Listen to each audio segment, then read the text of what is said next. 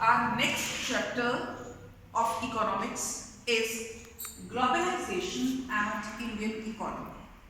So students, the first thing that comes to our mind is meaning of globalization. इसका अर्थ क्या होता है? वैश्वीकरण, हिंदी में हम इसको बोलते हैं विश्व से बना वैश्वीकरण, ग्लोब से बना globalisation.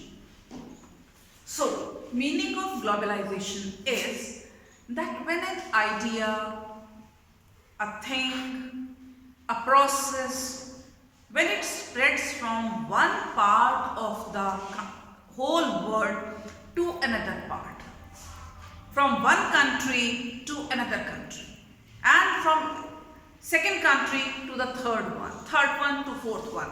So that way, when it spreads throughout the globe, throughout all the nations and or many nations, this process is called globalization. जब एक वस्तु या विचार या कोई ऐसी क्रिया किसी भी एक देश से शुरू होकर दूसरे देशों तक फैलती चली जाए, उस प्रोसेस को, उस क्रिया को नाम दिया गया वैश्वीकरण. इसमें कोई चीज भी हो सकती है, कोई साइंस, कोई विज्ञान भी हो सकता है, कोई सब्जेक्ट भी हो सकता है, कोई आइडिया भी हो सकता है. So here in this chapter we are concerned with markets.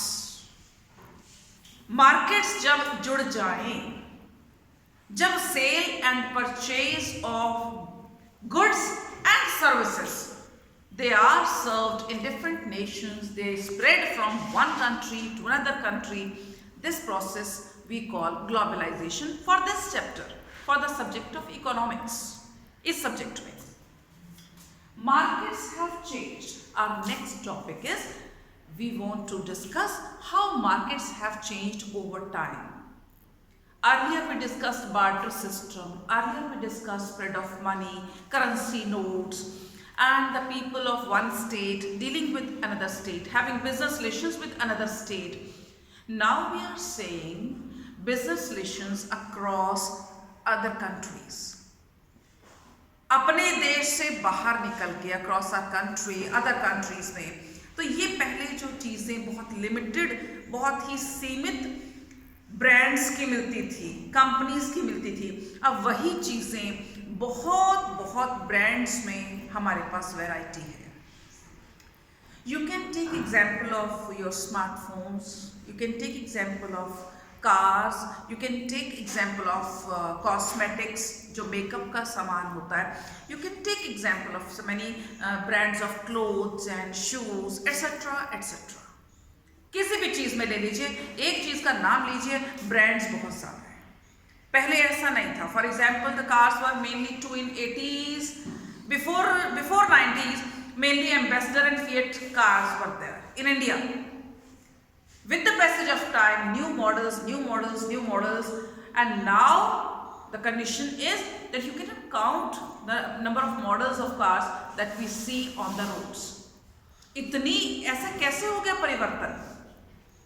कोई ऐसा चेंज क्या था? इस कौन से कारण थे ये जो चेंज हो गया?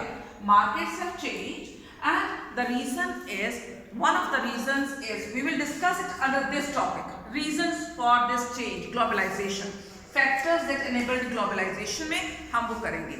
By the time next topic is production across countries, अलग अलग देशों में प्रोडक्शन होना चीज़ों का.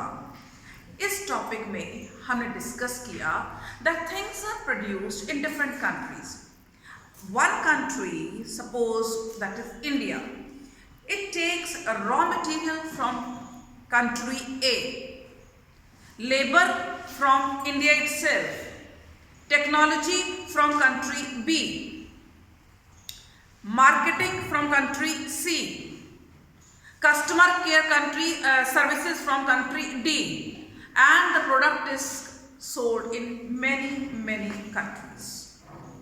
अलग अलग देशों से अलग अलग चीज़ें जुटाना, साधन जुटाना, चाहे वो लेबर का साधन हो, कच्चा माल हो, कोई सर्विसेज हो, लेबलिंग हो, पैकेजिंग हो, कुछ भी, और उसको जहाँ पर ज़्यादा प्रॉफिट हो वहाँ पर उसको बेच देगा.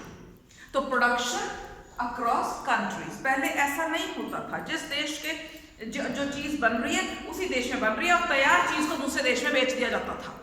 अब ऐसा नहीं है, बहुत सारे कंट्रीज इन्वॉल्व होते हैं एक चीज को बनाने में।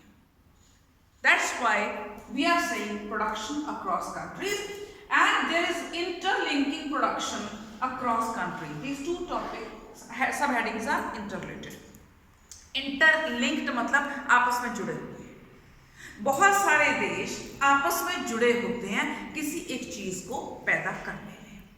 जैसे मैंने अभी आपको एग्जांपल दिया कि कोई भी कंट्री है XYZ, कोई भी कंट्री, उसकी कंपनी के उसका कोई जो चीज वो बनाता है उसकी अपनी कंपनी, लेकिन वो रॉ मटेरियल किसी का इस्तेमाल कर रहा है।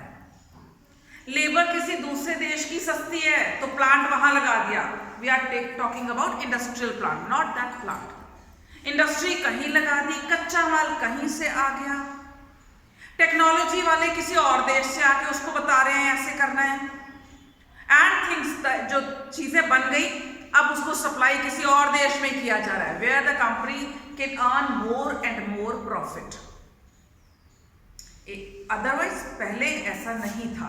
तो क्यों होने लगा, कैसे होने लगा?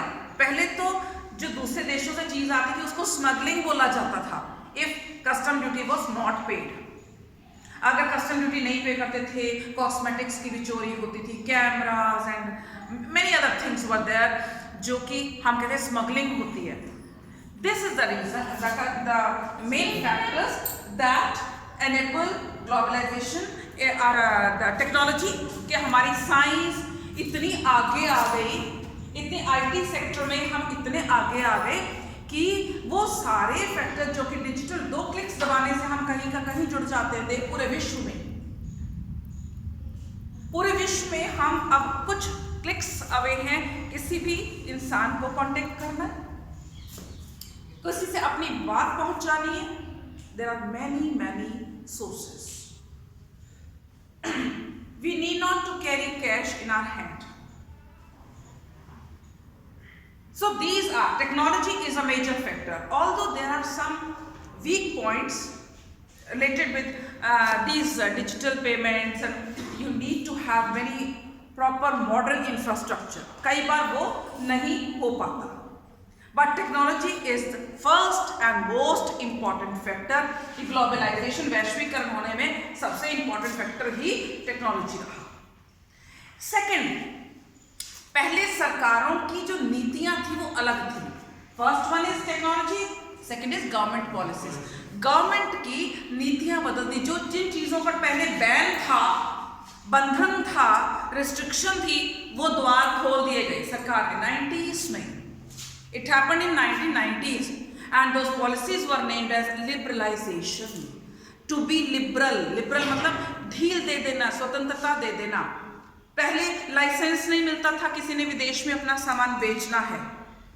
अब गवर्नमेंट ने 1990 में क्या किया कि ऐसी पॉलिसीज बनाई कि जो कॉम्प्लिकेटेड नहीं है, बहुत उलझी हुई नहीं है। लोगों को लाइसेंस दे दो, बाहर व्यापार करें। विदेशी कंपनियों को परमिशन दी गई, यहाँ के व्यापार करो। So these things, these two policies, these two factors are the main factors जिससे कि ग्लोबलाइजेशन बढ़ता गया। इस चैप्टर के बाकी के जो 4 पॉइंट्स हैं we will discuss tomorrow. Thank you.